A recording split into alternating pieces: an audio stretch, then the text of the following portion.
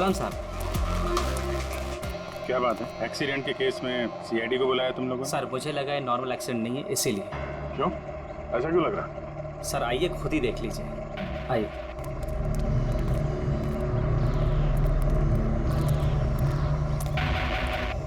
Sir दरवाजा खुल नहीं रहा था, बड़ी मुश्किल से हमने खोला इसे।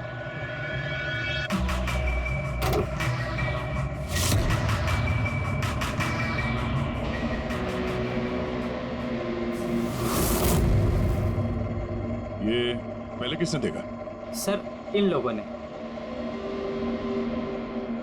मैं देखता हूँ। किसने देखा था पहले? क्या हुआ था? सर ऐसा पहले कभी देखा ही नहीं। गाड़ी में ड्राइवर नहीं था सर। गाड़ी में ड्राइवर नहीं था, गाड़ी अपने आप चल रही थी। अरे यार साफ साफ बताओ भाई। हाँ सर, गाड़ी में ड्राइवर नहीं दिखाई दिया और गाड़ी जाके सीधे पेड़ से टकरा गई। अरे क्या बात कर रहे हो? गाड़ी के अंदर ड्राइवर है, मना पड़ा है। नहीं सर, सच में गाड़ी में ड्राइवर नहीं था, नहीं तो ये गाड़ी मेरी भी गाड़ी को टकराते हुए बच गई। लाश की हालत से तो लगता है कि गाड़ी काफी स्पीड में थी। सर गाड़ी बहुत स्लो थी, लेकिन इतनी स्लो में कोई मर कैसे सकता है? गाड़ी भी ऑटोमेटिक है, हर चीज ऑटोमेटिक है, सेफ्टी डिवाइस भी ठीक है।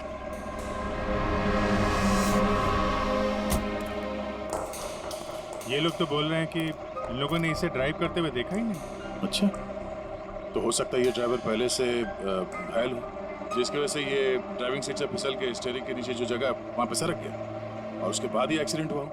शायद इसीलिए नहीं दिखा होगा। कुछ पता चला कौन है? कुछ आईडी वगैरह? अरे हाँ, इसका नाम अमन है और उसका मोबाइल है पूरी तरह से टूट गया। और एक बात अभिजीत, ये गाड़ी ऑटोमेटिक है, ये देखो इंजन अभी भी ऑन है, ऑफ नहीं हो रहा है। हो सकता है जब ये एक्सीडेंट हुआ हो उसकी वजह से जो इम्पैक्ट हुआ उससे ये कार का कंप्यूटर क्रैश हुआ। यार ये लोग तो बोल रहे हैं कार बहुत स्लो थी जब टकराई। ऐसा इम्पैक्ट?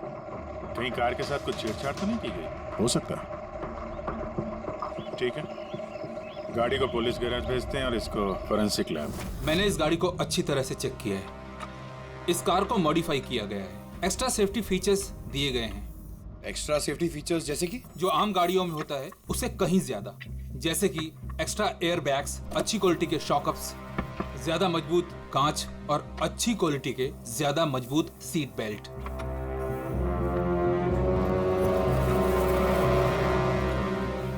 ये देखो, निकोटीन पैच।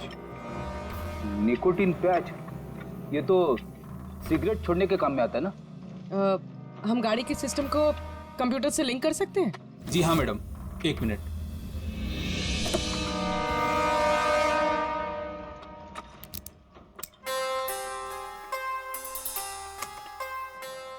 मैम, किसी ने सेटिंग चेंज किया है। कार के सॉफ्टवेयर को हैक किया गया है। खिड़की के कांच से लेकर ब्रेक तक सब कुछ कोई और कंट्रोल कर रहा था। अगर सब कुछ कोई और कंट्रोल कर रहा था, फिर हादसे के बाद इंजन उसने बंद क्यों नहीं किया? टक्कर की वजह से कार का वायरलेस सिस्टम डैमेज हो गया था, इसलिए कार बंद नहीं हुई। गाड़ी को हैक किया गया? मतलब ये एक्सीडेंट नहीं है, ये तो मर्डर है।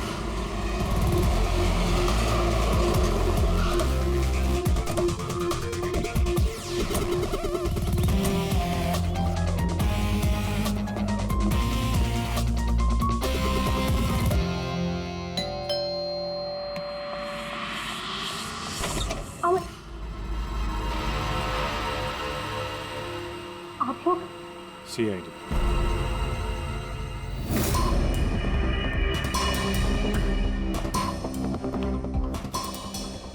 इस आदमी पर कोई टैंकर चढ़ गया था क्या? सारी की सारी हड्डियां टूट गई हैं। कोई टैंकर वैंकर नहीं चढ़ा था इसके ऊपर साउंड के। एक छोटा सा एक्सीडेंट हुआ था यार। छोटा सा? और वो भी किसी ने करवाया था। आपके पति अमन का एक्सीडेंट हुआ है और वो नहीं रहे। आपको कैसे पता?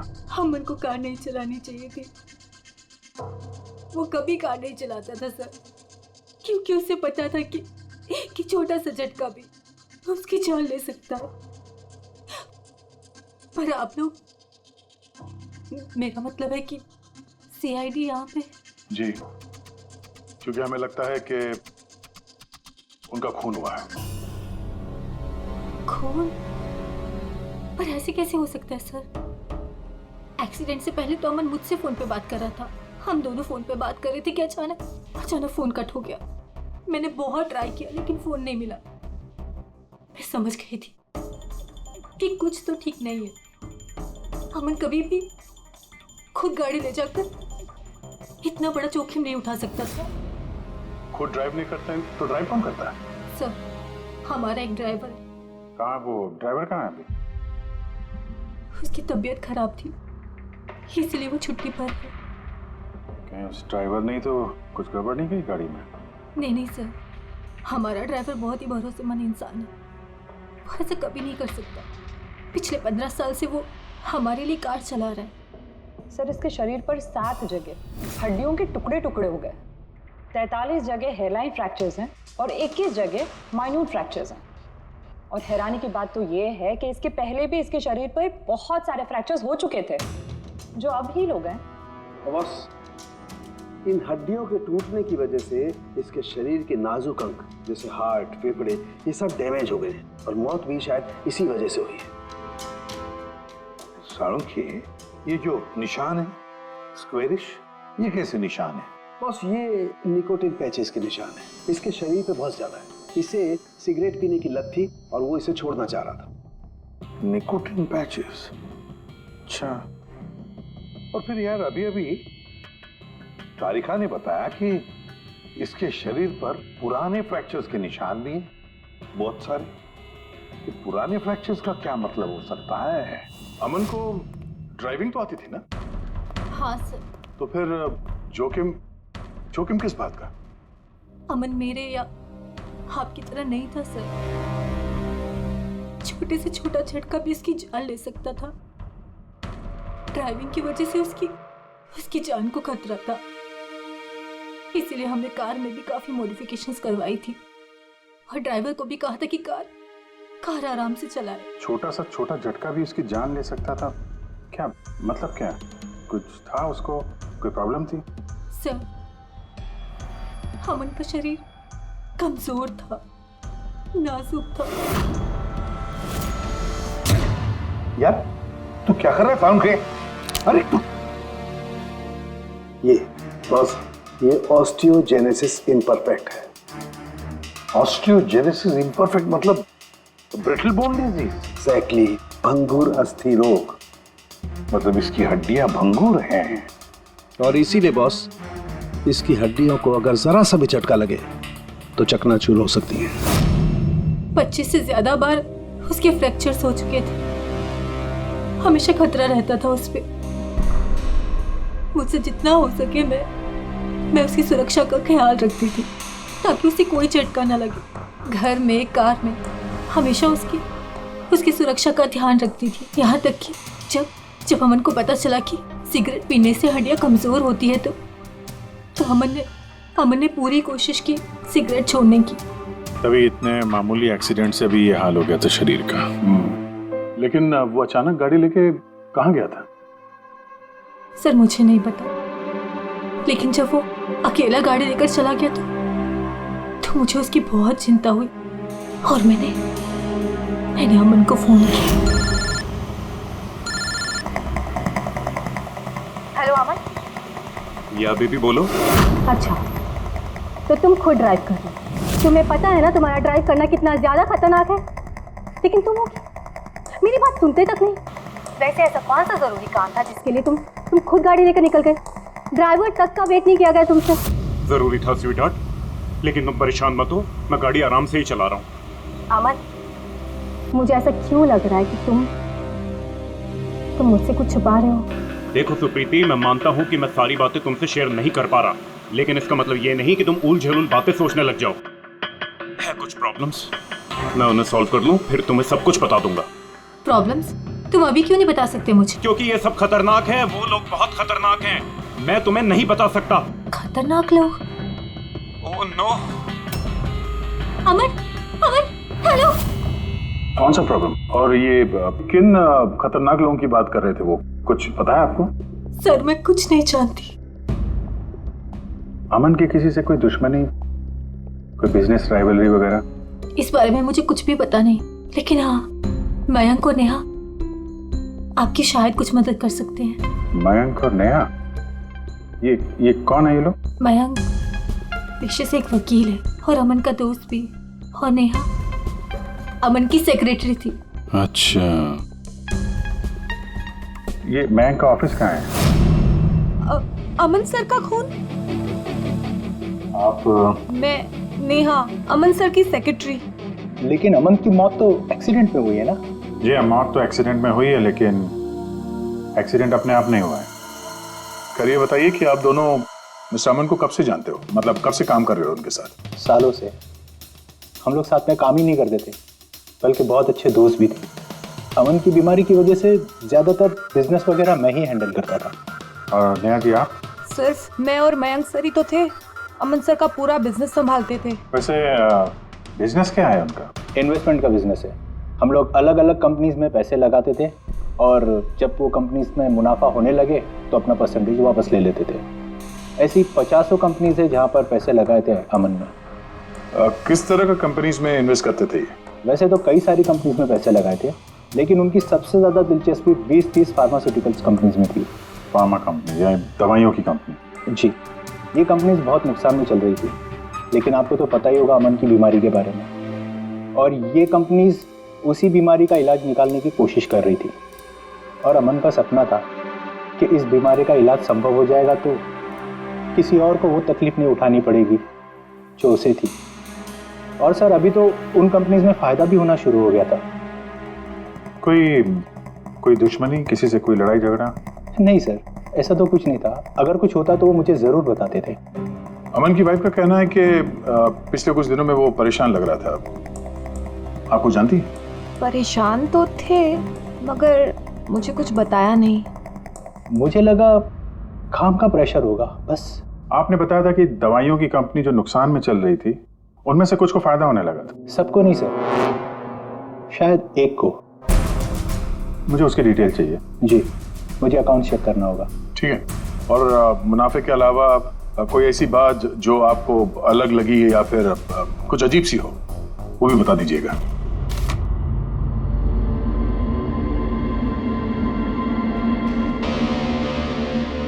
ये जादव है सर, अमन का ड्राइवर। काफी परेशान लग रहा है वो।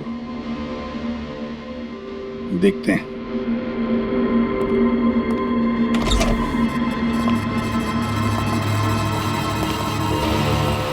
जादव। जी सर। अमन के ड्राइवर है ना? जी सर। क्यों, छुट्टी पर क्यों गए थे तुम? साहब बीमार हूँ और अमन सर ने मुझे खुद छुट्टी दिया था। मिस्टर अमन को तुम ही लेके जाते थे ना? जी मैडम, अमन सर मेरे साथ ही जाते थे।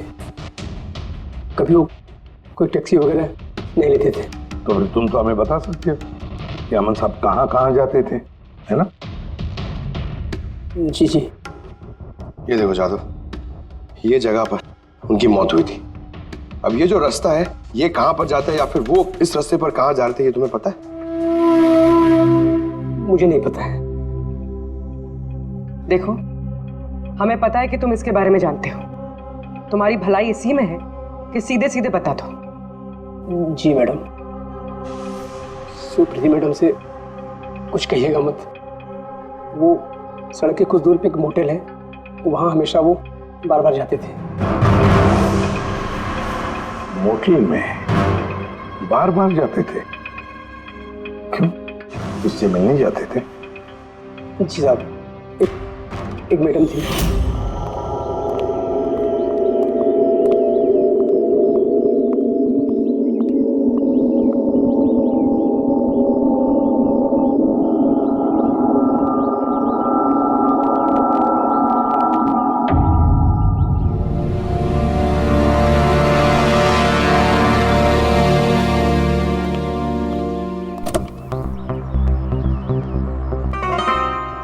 सुन जादव, ये जो कुछ भी तुमने देखा इस बारे में किसी से कुछ मत कहना, सुप्रीति भाभी से भी नहीं, समझे?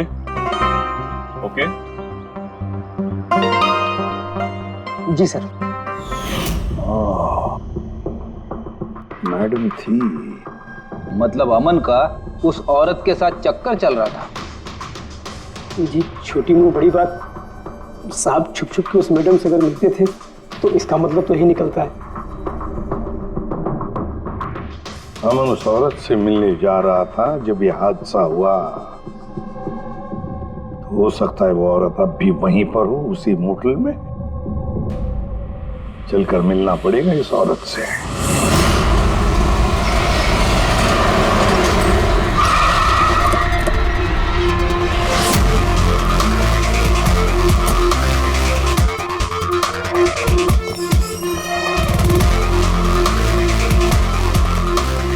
Excuse me. Yes madam, how can I help you? हम किसी से मिलने आए हैं। लेकिन आप लोग हैं कौन और किससे मिलना आप लोगों को? हम लोग सीआईडी से। ये आदमी, ये आपके मोटेल में आता जाता रहता है? हाँ मैडम। किससे मिलने आता है?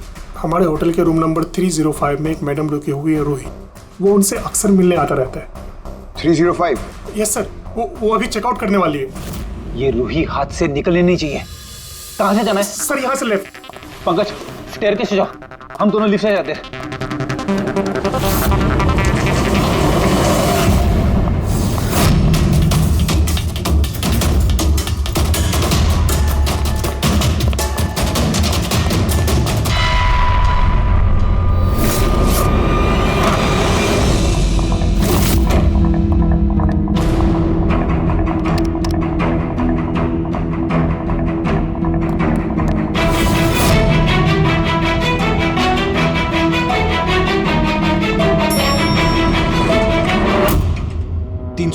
सर उतर।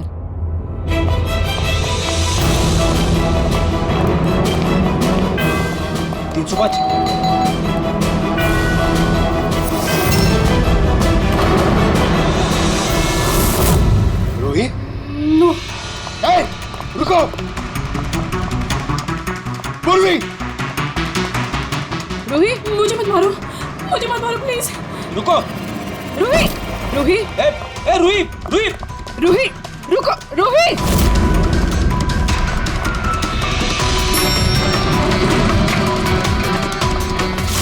रुक जा। रूही, रुको। रुक जा। रूही, मार दो मुझे, लेकिन तुम लोग भी बच नहीं पाओगे। तुम लोगों का सच सबके सामने आ ही जाएगा। सच? कौन सा सच? मैं सब जान चुकी हूँ तुम लोगों के बारे में, सब जान चुकी हूँ। क्या बोल रही हो तुम? तुम्हें ऐसा क्यों लगता है कि हम तुम्हें मारेंगे? आओ। कौन सा सच? रूही, हम सीआईडी से। सीआईडी? चलो मान लिया रूही कि तुमने कुछ नहीं किया, लेकिन अगर तुमने कुछ नहीं किया तो वहां से भागे क्यों? मुझे लगा कि ये लोग मुझे मारने आए हैं। इसका मतलब कोई है जो तुम्हें मारना चाहता है? जी, वही लोग जिन्हें हम एक्सपोज करने वाले थे। उनके खिलाफ हमारे पास सारे सबूत थे। कौन लोग और कैसे सबूत? हाँ, बताओ।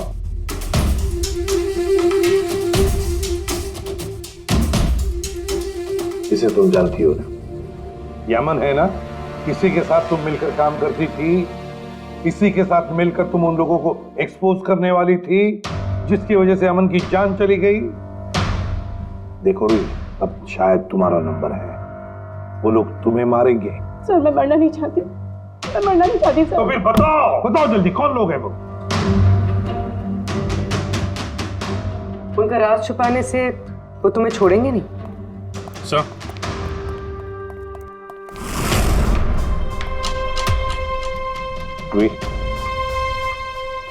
ये लो पानी पी लो,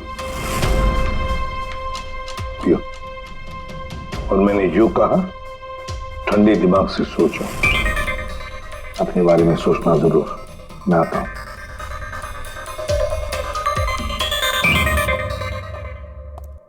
घबराई हुई है, डरी हुई है। लेकिन अब डरने की क्या जरूरत है सर? अब तो सीआईडी के पास है वो। लेकिन सर वो हम पे भरोसा नहीं कर पा रही, थोड़ा वक्त लगेगा। से जो अमन का वकील है मयांक, उससे क्या पता चला? सर, अमन ने बहुत सारी दवाई की कंपनियों में पैसा लगाया था, लेकिन वो सब की सब घाटे में चल रही थी। एक कंपनी है जिसने अभी अभी फाइनली फायदा करना शुरू किया था, CRM फार्मास्यूटिकल। और सर ताजुब की बात यह है कि अमन ने पिछले हफ्ते ही इस कंपनी के साथ जितने भी डीलिंग्स है वो सब तोड़ दिए, और मैं भी इस बात से काफी हैरान था। वही तो समझ में नहीं आ रहा है कि इस अमन ने जब ये कंपनी लॉस में जा रही थी तब उसके साथ तो डील नहीं तोड़ा, और जब ये कंपनी प्रॉफिट कर रही है तब डील तोड़ने जा रहा है। और सर वो मयंक से कभी कोई बात छुपाता नहीं था, उसने ये बात मयंक को बताई भी नहीं। हाँ सर, मयंक ने उसका भरोसा तोड़ दिया होगा सर। आओ जरा रोहित, सीआरएम फार्मास्यूटिकल्स के साथ जो अमन की डील थी वो तुम्हारी वजह से कैंसिल हो गई है ना? वरना उसके पास ऐसी कोई वजह तो थी नहीं। अब सच सच बता दो कि डील तुमने क्यों तोड़वाई? क्योंकि उसने मेरे भाई का खून किया। भाई का खून? सर, मैं जिस शहर से आई हूँ उस शहर में बहुत पोल्यूशन है। मेरे भाई को पोल्यूशन से बहुत एलर्जी थी, उसे सांस लेने में बहुत तकलीफ होती थी।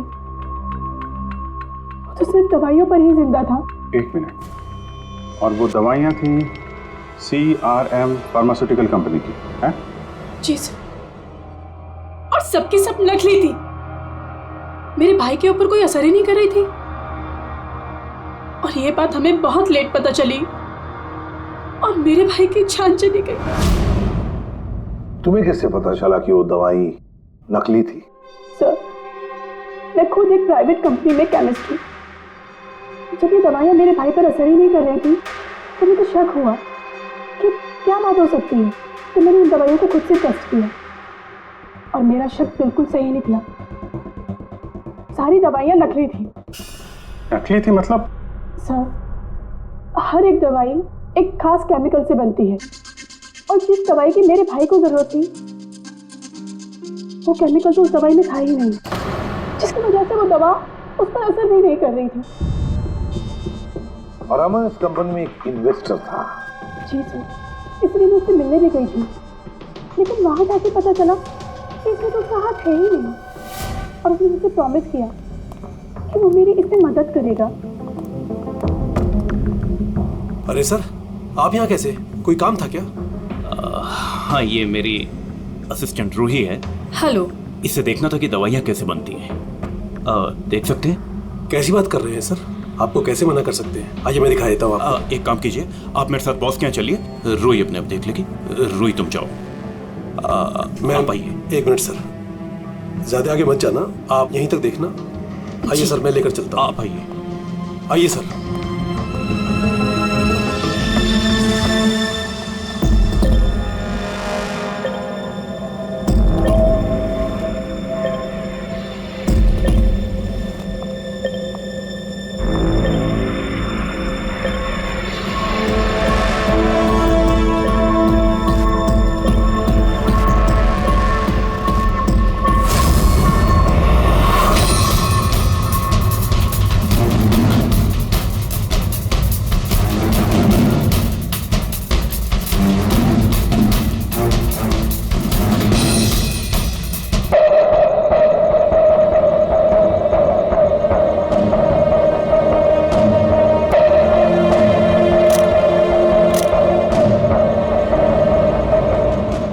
केमिकल है, लेकिन ये लोग यहाँ से बाहर क्यों लेके जा रहे हैं? पर हमने सारे सबूत जुटा लिए थे और सारे सैंपल्स भी टेस्ट किए थे। एक बात तो पक्की है कि सामन की मौत और सीआरएम फार्मास्यूटिकल्स का कोई ना कोई संबंध जरूर है। कुछ ना कुछ तो गड़बड़ जरूर है। बॉस, इतनी सुरक्षित कार होने के बावजूद इसकी हड्डियां कैसे टूटी ये पता चल गया। अच्छा सर, अमन के खून में से हमें एक ऐसा केमिकल मिला है जिससे एपिलेप्टिक फिट्स आते हैं, मिर्गी का दौरा। माय गॉड, यार अमन को तो ब्रिटल बोन डिजीज था। मिर्गी का दौरा आ जाके वो गिर जाता, उसकी हड्डियां टूट जाती, इसी की वजह से इसकी मौत हुई है। तो मतलब जिसने भी ये किया वो जानता था अमन के ब्रिटल बोन्स डिजीज के बारे में। उसने बड़े चालाकी से उसका नाजायज फायदा उठाया। पहले उसने अमन की गाड़ी का कंप्यूटर हैक किया और फिर एक्सीडेंट से पहले उसे उस केमिकल का इंजेक्शन दिया जिसकी वजह से उसे मिर्गी का झटका आ जाए। उसे मालूम था अमन किसी भी हालत में बच ही नहीं सकता, अगर मिर्गी का झटका आ जाता तो वो गिर जाता, जिसकी वजह से उसकी हड्डियां टूट जाती और वो मर जाता। अगर उसमें से भी बचता तो कार के एक्सीडेंट में से तो बच ही नहीं सकता था वो।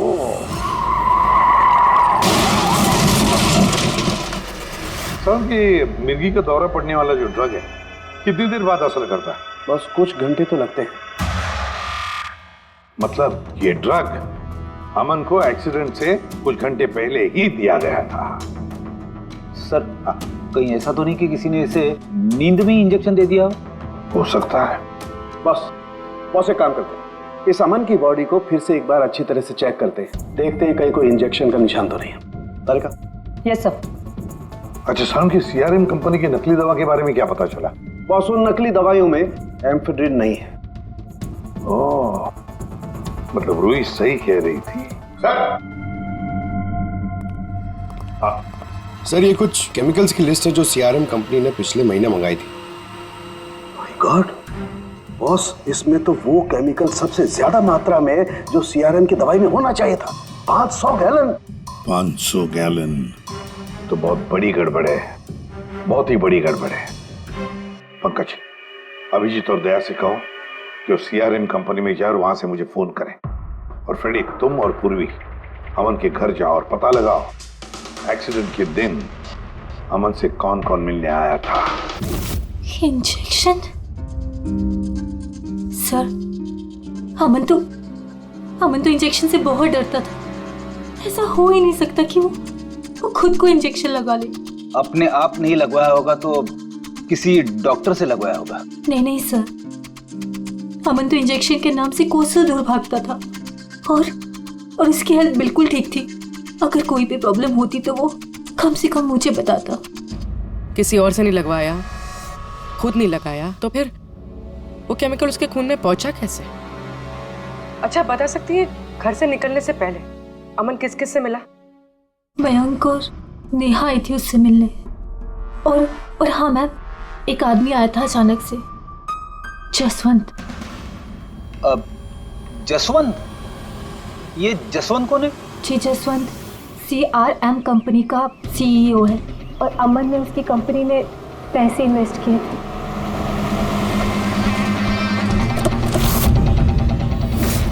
जसवंत, आप अमन के घर गए थे उससे मिलने के लिए उसके एक्सीडेंट के कुछ घंटे पहले? जी सर, मैं गया था लेकिन मिल नहीं पाया था। तो दरअसल उनकी वाइफ ने मुझे बताया कि वो सो रहे हैं, तो मैंने सोचा वो शायद मुझे अवॉइड करना चाहते होंगे, तो मैं वापस चला आया। पापा, अमन ने हमारे साथ बिजनेस डील कैंसिल की, फिर भी आप उससे मिलने गए थे? जी बेटा, क्योंकि मैं उनको वापस लाना चाहता था। सर वो हमारी नई यूनिट के लिए बहुत जरूरी था। तो जसवंत जी, जब आप अमन से मिलने उसके घर गए तो वाइफ सुप्रीति के अलावा वहां कोई और भी था? मैं जब गया तब तो वहां कोई नहीं था, लेकिन हाँ जब मैं वहां से निकला तो उनके लॉयर मिस्टर मयंक और सेक्रेटरी नेहा, वो दोनों जरूर उनके घर आए थे। अच्छा, ठीक है, thank you very much. Boss, ये देखो, ये निकोटिन पैच का हिस्सा और यहाँ पर देखो ये इंजेक्शन का निशान। खूनी ने यहीं से वो मिर्गी के दौरे वाला इंजेक्शन इसे दिया है। इसका ये हिस्सा सुन्न करके, हाँ, और वो इस पैच के जरिए। इसे इमला पैच कहते हैं। इमला पैच? ये बच्चों को इंजेक्शन लगाने से पहले लगाते हैं ताकि वो पर्टिकुलर एरिया सुन पड़ जाए और उन्हें दर्द ना हो। अब बस ये इमला पैच और ये निकोटिन वाला पैच, ये देखो बस, ये दोनों पैच एक जैसे दिखते हैं, बिल्कुल एक जैसे। हाँ, खूनी ने इस निकोटिन वाले पैच की जगह ये एमला पैच इसके हाथ पर लगाया, इसके हाथ का ये हिस्सा सुन्न कर दिया और बाद में मिर्गी के दौरे वाला इंजेक्शन यहाँ से लगा दिया, शायद तब जब वो सो रहा था। हाँ सर, ये कर कौन सकता? जसवंत तो एक हफ्ते से अमन को मिला भी नहीं, तो फिर? सर वो मयंक या फिर नेहा, वो तो नहीं। पंकज, ये खेल कौन खेल रहा है तो हम पता लगा ही लेंगे। अब हम भी एक खेल खेलेंगे, एक ऐसा खेल जिसमें जीत सिर्फ हमारी ही होगी, हमारी जीत।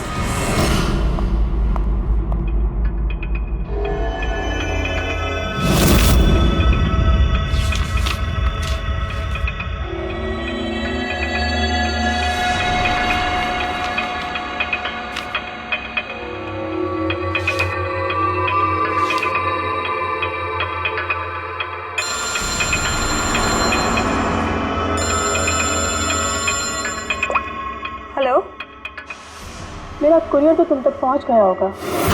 कौन है तुम? और ये सब मुझे क्यों भेजा है?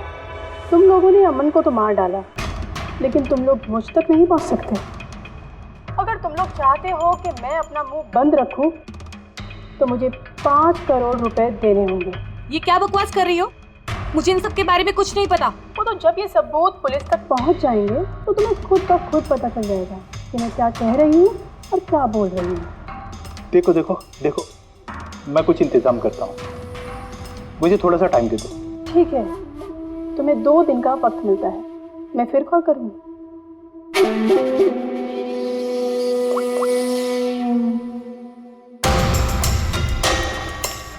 तो मास्टरमाइंड ये मयंक है।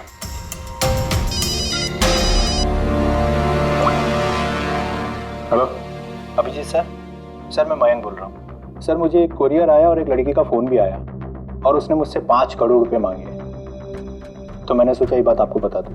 नहीं, बहुत अच्छा किया तुमने, मैं देखता हूँ। Thanks. Thank you so much. Mayank का फ़ोन था। उसने उस कुरियर रूही के बारे में बताया सर। उसने ये भी कहा कि उसने जानबूझ के समय मांगा था कि हम इस तक पहुँच सके। तो ये मयंक नहीं बल्कि और ये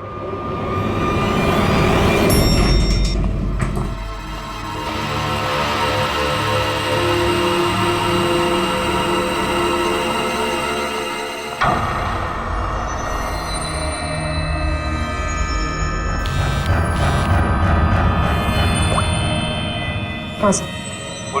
इसने यहाँ पर नजर रखी है ना तुमने? हाँ सर, वो अभी अभी यहाँ से निकली है। कड़ी नजर रखना पूर्वी, बिल्कुल कड़ी नजर।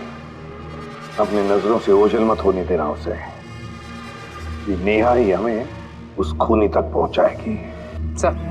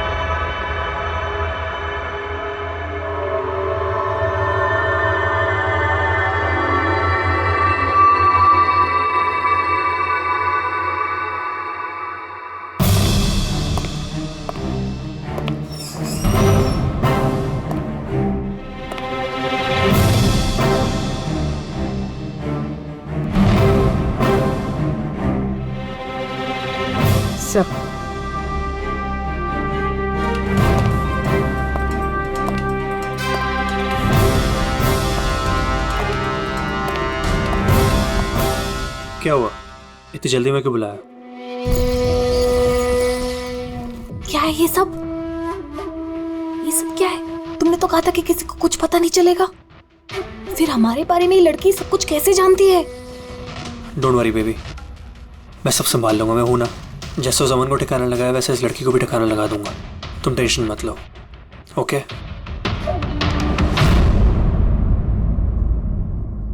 पहले हमसे तो निपट लो। You are under arrest, Mr. Ashwin.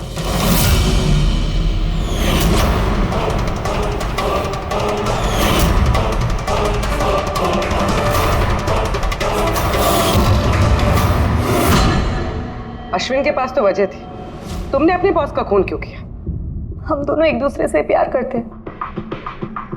जब मुझे पता चला कि अमन सर सीआरएम फार्मास्यूटिकल की जांच कर रहे हैं तो ये बात मैंने अश्विन को बता दी ताकि वो लोग अपनी गलतफहमियां दूर कर सके। लेकिन इसने तो अमन को ही दूर कर दिया। क्यों अश्विन? मैं जानता था कि अमन को कुछ समझाने का कोई फायदा नहीं होगा। वो तो हमें जेल भिजवा के ही रहता।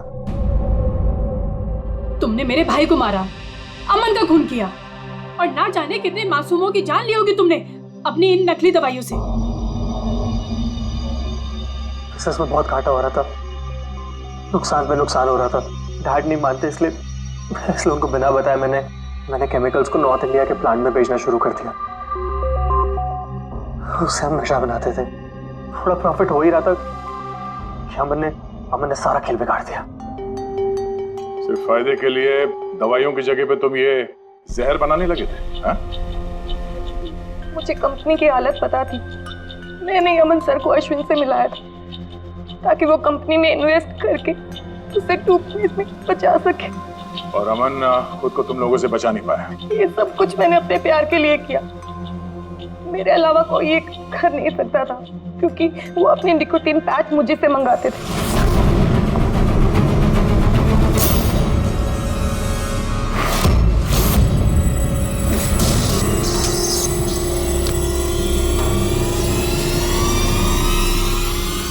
उसके अगले दिन जब हम अमन के घर पर गए।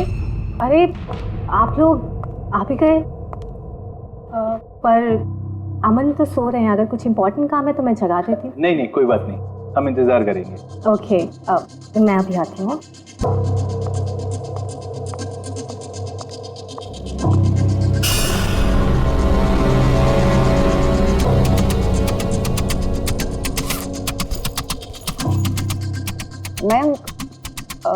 मैं जरा वॉशरूम होकर आऊँ?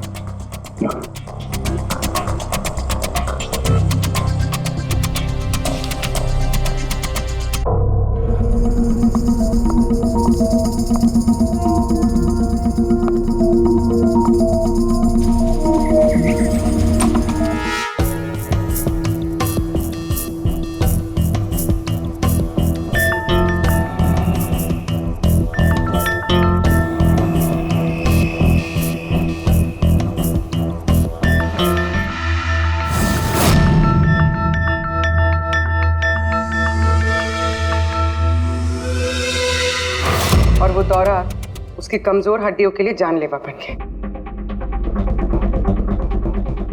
और तुम चीफ टेक्नोलॉजी ऑफिसर, तुमने रिमोट कंट्रोल से अमन के कार के कंप्यूटर को हैक कर दिया और उसका एक्सीडेंट करवाया। कमाल का दिमाग पाया तुम लोगों ने, कमाल का दिमाग। काश यही दिमाग किसी अच्छे कामों में इस्तेमाल करते तो देश का भला हो जाता, समाज का भला हो जाता। और नहीं, तुम्हारे इस टेढ़े दिमाग ने दो मासूम लोगों की जानें ली और पता नहीं कितने सैकड़ों लोगों की मौतें हुई तुम्हारी इस गलत दवाइयों की वजह से।